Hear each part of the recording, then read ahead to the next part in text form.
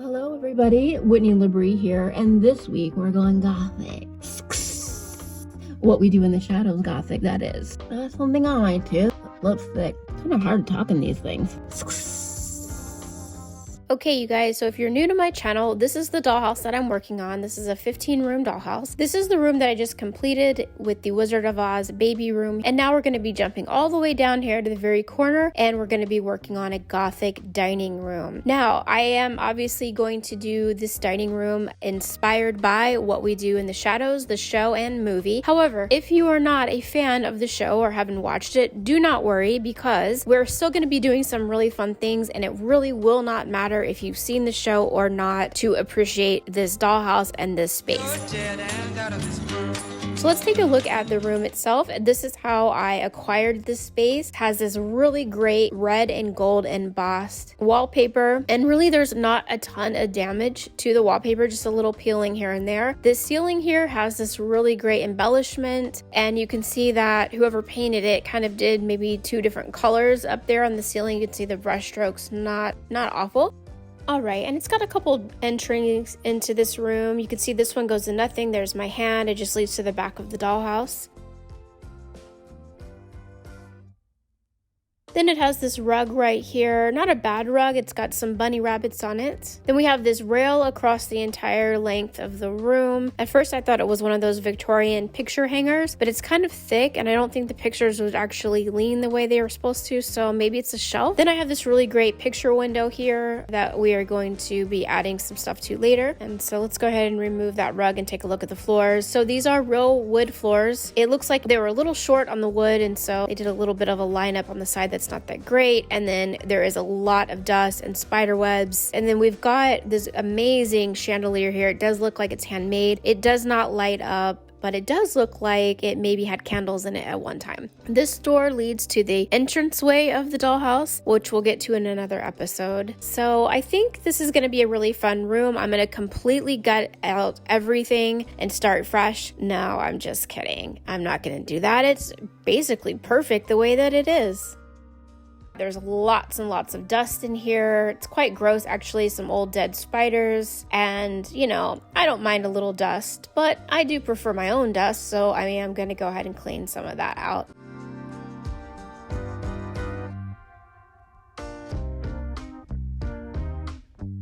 So I just got out my Old English scratch cover for dark woods. It does have some mineral oil in it, and I'm going to give the flooring a really nice coat of that and kind of spruce it up a little bit and return it to its vibrant state. Now I am going to probably put a big rug on this. I just want to do maybe a different rug than what we had in there. So I'm going to wipe that down, get any additional dust that I didn't get with the vacuum also. And then this one doorway here just needs a little upkeep. The flooring and also the trim is kind of come apart, so I'm going to just grab my wood glue and go ahead and I'm going to glue that in, and grab my blue tape and just kind of do a little maintenance there and let that dry. So we are dealing with a vampire Gothic dining room, which is kind of funny because obviously vampires are not eating in the dining room, so I thought that that would be a kind of a funny irony. The house itself is really like a character in its own for the show, and in the first season, which is what I'm really going to be kind of focused on in this episode, we meet Guillermo, and Guillermo is what they call a familiar, and he is actually a human who helps the vampires with their everyday needs. And one of the things that he does is he makes sure that the house is pretty much kept up, and we see him putting newspaper up in the window to keep the sunlight out. I really thought it would be very cute and funny to do that in this room. So I have these small little pieces of newspaper here. I've got a couple prints here that I bought at a local dollhouse shop. And I'm just going to take my scissors and I'm going to cut those down into small squares and rectangles of all different sizes. And then I'm going to go ahead and take just some Elmer's glue, and we are going to start gluing those into the window. And I'm just going to put it up, some overlapping each other, some kind of peeled up. So I just took my scissors and kind of peeled some forward, bent a few corners, you know, to make them look like they're old. And the newspaper print that I'm using too, just so you know, is a couple modern newspapers and then some older ones, because since they're vampires, they've probably had many different types of newspapers from many different years in the past. So I thought it would be really cute to put some older newspapers up in the window also. And I'm going to cover that window pretty much all the way, a little peek holes here and there, and then I'm going to go ahead and step away and let that completely dry.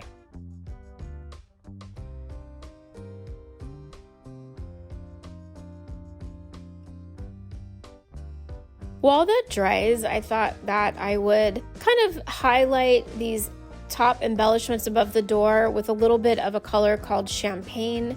And I just want to highlight it a little bit and add a little bit of interest around the door and a little bit on the trim. But the house itself is supposed to be an older home, an older Victorian house, and so I don't want to make it look too new. I want to make it look like it was very glorious at one time, and then of course has over the years become a little bit of a shambles.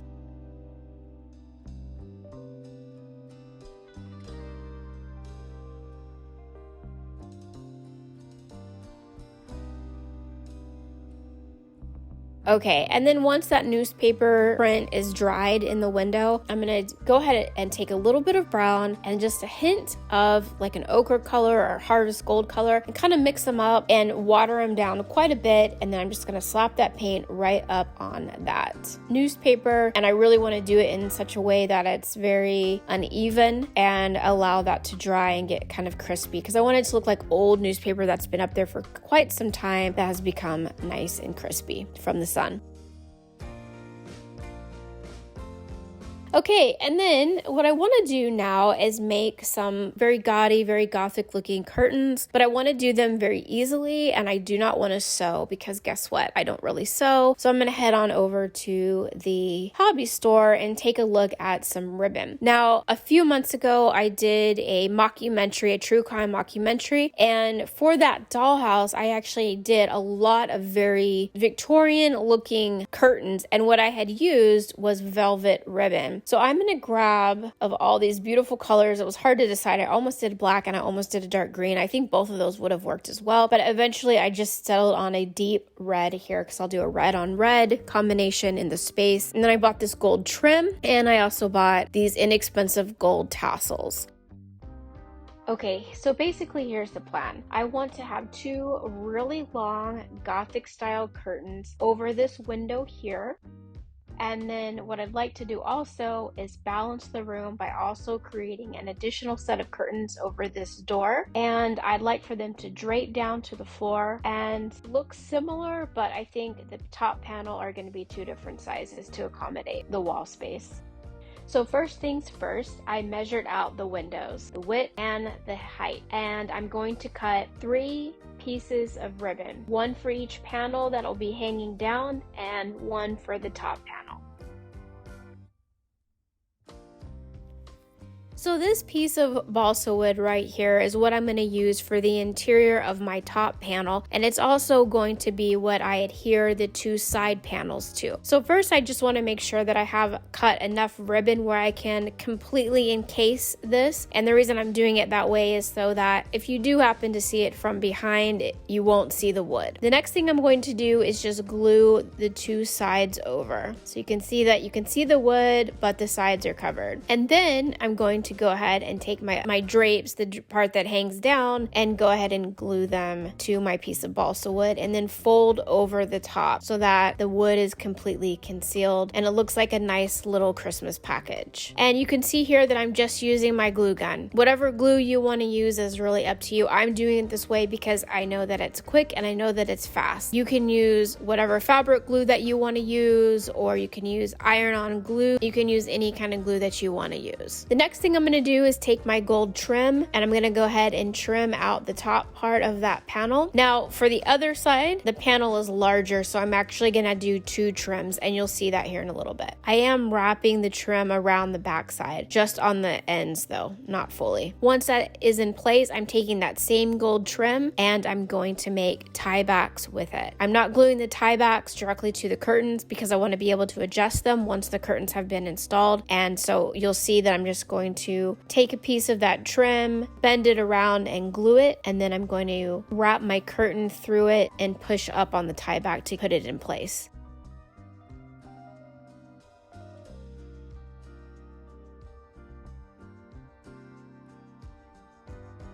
Once they're in place, I'm going to take my little gold tassels and wrap them around the tie backs. Okay, and basically this is what the curtains are going to look like. You can see I have 2 different top panels on these, and they're also 2 different sizes. One is for the window, and then this one here with the double trim, this side is going to go over the door because there's a lot of wall space above the door. So now we need to hang them. Now to hang them, I had an old hanger that I used a portion of it for another project. So I'm going to use some of that wire, and that's going to be my curtain rod. So I just measured it out and I cut them down with wire clippers. And then what I did was I took a little bit of the extra fabric and I just glued little loops on the back here. And that's going to make it easy for my wire to slip through and hang up inside the dollhouse. Now before I hang my curtains, I want to fill this door gap over here. So what I did was I just printed up a room from the show, What We Do in the Shadows. This is their library area. This is also where they do a lot of their interviews. And I just glued it to a piece of cardstock and then I placed it inside. And then I glued it to the back so that it looks like you're looking into another room from the house. Now to hang the curtains, I use these little hooks here. Now these walls for this dollhouse are very, very thick. And so I'm going to be able to screw this in without any issues of them poking into the other rooms or in through the wall, but that is not always the case with the dollhouse. So sometimes you'll have to cut these down or you'll have to use a different type of hook to hang the curtains. So I'm just going to screw this in place and then I'm going to go ahead and hang my curtains in. Make sure they're nice and straight and do any adjustments. And so now that it's in, see, now I can adjust my tie backs and even them out and place them where I want them. Now once they went in, I realized that the fabric itself, I want it to hit the floor, but it was just too much fabric. So I just cut it back a little bit so that it would drape better in the room.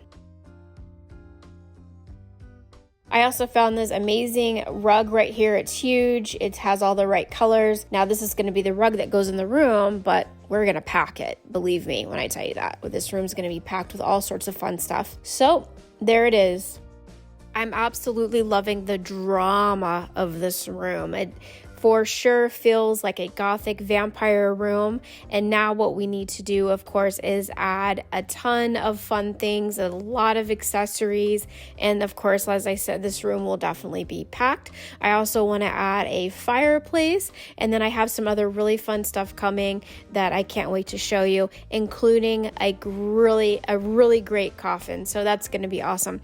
So it will be a couple weeks before the next episode of the What We Do in the Shadows Gothic Dining Room will come up because I have a couple other cute videos for you, including a special Easter video. I'm sorry that Tiny Whitney couldn't make it here today. She unfortunately had to take a full-time job, and so she's been working all week, but she will be back, I'm sure, in future episodes. So if you haven't already, please go ahead and smash that subscribe button. Of course, I'd love to hear from you, so let me know what you think in the comments. If you haven't already given the video a thumbs up, please do so. And if you feel compelled, go ahead and share the video as well. As always, you guys, I appreciate you being here. I hope that you have a wonderful week. And remember, in this crazy life, it's the little things that matter.